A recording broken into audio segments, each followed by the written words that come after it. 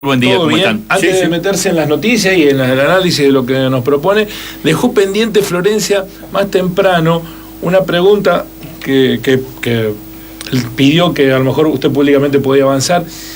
Si todos estos dichos de los testigos que están pasando, que cada uno, que se valoran a título personal las situaciones, a mí Roger me parece bueno o malo, o a mí Marcarrón me parece ambicioso o generoso, sirven de algo para construir lo que se necesita, saber si es o no quien planificó el crimen de Nora o es toda pirotecnia judicial.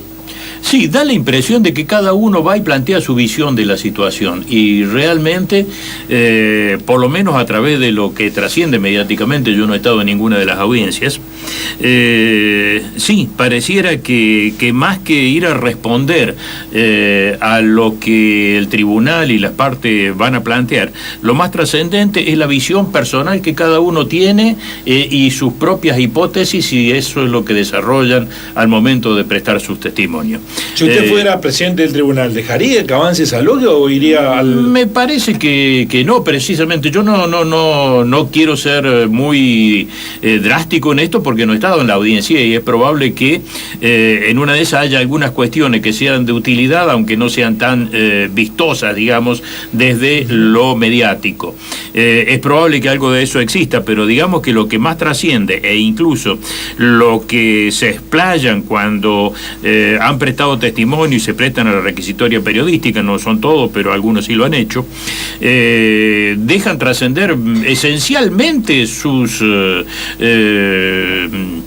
análisis personales, sus presunciones, sus expectativas, poniendo de resalto muchas veces algunas cuestiones más vinculadas con las características de las relaciones interpersonales con el acusado, con la víctima y con algunos de los personajes que giran alrededor de la causa, que con aportes puntuales respecto de la aclaración de la situación que se está jugando. Yo creo que sirven de muy poco, digamos que son testimonios larguísimos, hay algunos que han superado el par de horas incluso, y son datos que no ponen ni quitan, en definitiva. Lo que aquí interesa es lo que se está juzgando respecto de si tienen alguna referencia que hacer respecto de la posibilidad de que el acusado sea el autor en los términos en que estaba formulada la acusación, o respecto de la defensa de que no lo haya sido.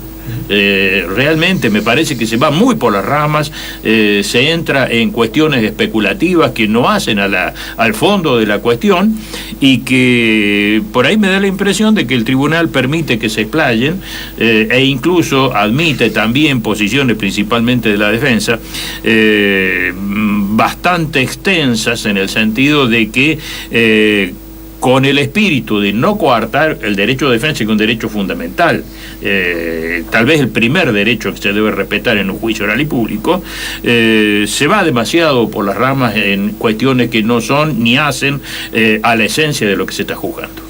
Bueno, es bueno saberlo y tenerlo en cuenta a esta altura de la circunstancia para que después no nos sorprendamos con el resultado final de por supuesto, ¿no? Por supuesto. Bueno, trae noticias judiciales que hablan de la morosidad también de la justicia provincial para la designación de funcionarios. No de la justicia, del Poder Ejecutivo. Del Poder Ejecutivo, claro. No se designa digamos que, mismo. Claro, así como habíamos hablado el año pasado del tiempo que se había tomado el Ejecutivo en proponer el nuevo fiscal general, habiendo dejado en manos de los fiscales adjuntos el manejo de la Fiscalía General durante más de 2 años, de alguna manera entendiéndose como una forma de garantizarse luego del cese de el mandato del actual gobernador, un fiscal general nombrado por él por lo menos por un par de años más. Tenemos que recordar que Schiaretti el año que viene ya no se va a poder presentar como candidato a gobernador, y los 5 años del fiscal general actual, el del doctor Delgado, se van a extender prácticamente por 2 o 3 años más luego de terminado el mandato. La fiscal adjunta Alejandra Gilman, ex fiscal de Cosquín, fiscal de instrucción, ya llevaba 2 años y también era sumamente llamativa la mora en la designación de su reemplazante. Y bueno, acaba de enviar el gobernador el pliego de la doctora Bettina Croppi, es una fiscal especializada en temas de violencia familiar y género en la ciudad de Córdoba, y viene anteriormente de haber sido fiscal de instrucción en Morteros, es decir, es una joven funcionaria judicial oriunda de Córdoba, que también tiene su experiencia en el interior de la provincia y que, bueno, llega con muy buenas referencias. Seguramente va a ser designada, sí, esta propuesta, pero ya sabemos cómo funciona este tipo de cuestiones. La legislatura tiene mayoría propia, el Ejecutivo tiene mayoría propia en la legislatura, y por lo tanto es un mero trámite formal la designación. No sé si es poco trascendente, pero es poco difundido el rol del adjunto, ¿no? Es poco difundido y es muy importante, ¿sí?, realmente, porque la intervención que tienen en prácticamente los casos trascendentes, y aparte son los encargados de fijar las pautas de política criminal. Es decir, en definitiva, es un equipo entre el fiscal general y los 4 fiscales adjuntos quienes lo determinan, y son precisamente los fiscales adjuntos quienes toman el trabajo en el terreno, digamos, de hacer los seguimientos, las recomendaciones y todo este tipo de cuestiones que tienen que ver con todo lo que es la actividad del Ministerio Público Fiscal, que incluso incluye también, como sabemos, la Policía Judicial. Sí, da la impresión que políticamente Schiaretti está empezando a hacer la valija y emprolijando situaciones que estaban pendientes, ¿no? Esa es la impresión que da, sí, seguramente. Digamos que también ha dejado su tiempo con ese tipo de especulaciones, con toda seguridad. Claro. Bueno, brevemente lo que nos queda. Bien. Brevemente, ¿eh? Está haciendo señal la por las dudas se lo digo.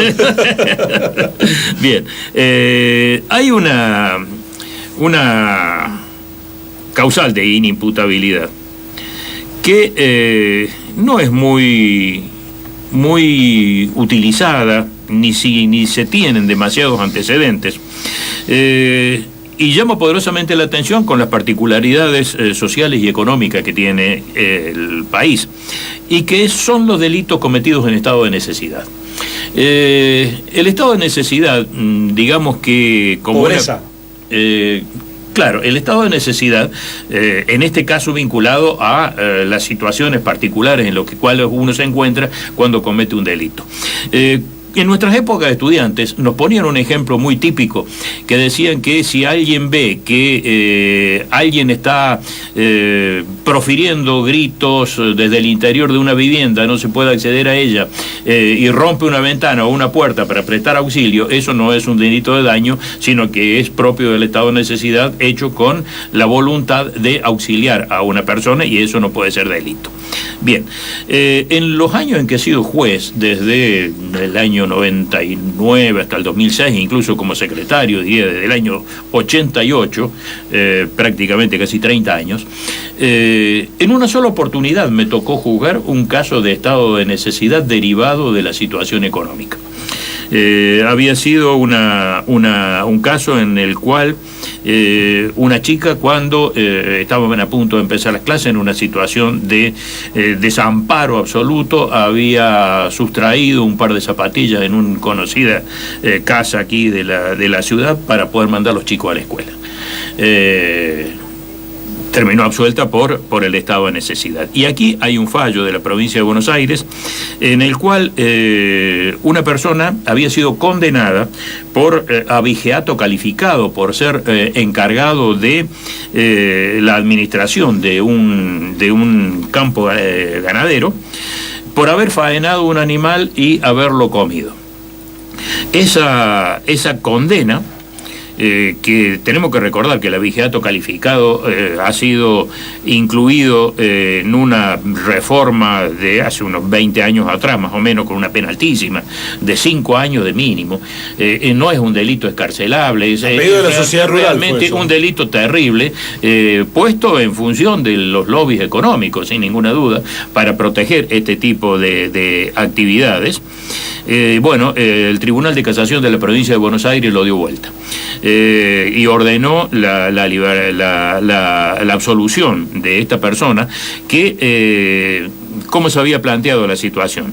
Siendo encargado del campo, contrajo coronavirus, había tenido un problema cardíaco, le pidió por vía de WhatsApp a los encargados de la administración de la propiedad que le pagaran el sueldo para poder comer, él y su familia, y a través de mensajes de WhatsApp la administración le dijo que esperara, que no lo podían hacer, que no contaban con los medios en ese momento y que próximamente le darían la plata. Obviamente la necesidad de comer estaba puesta allí todos los días, no tenían otro recurso y lo que hicieron es faenar un animal y precisamente en primera instancia lo condenaron y la Cámara lo reconoció y lo absolvió.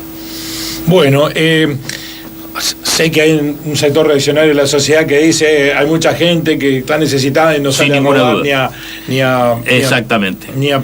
Se muere de hambre plácidamente. Pareciera que ese sería lo correcto para esos sectores que piensan de esa forma.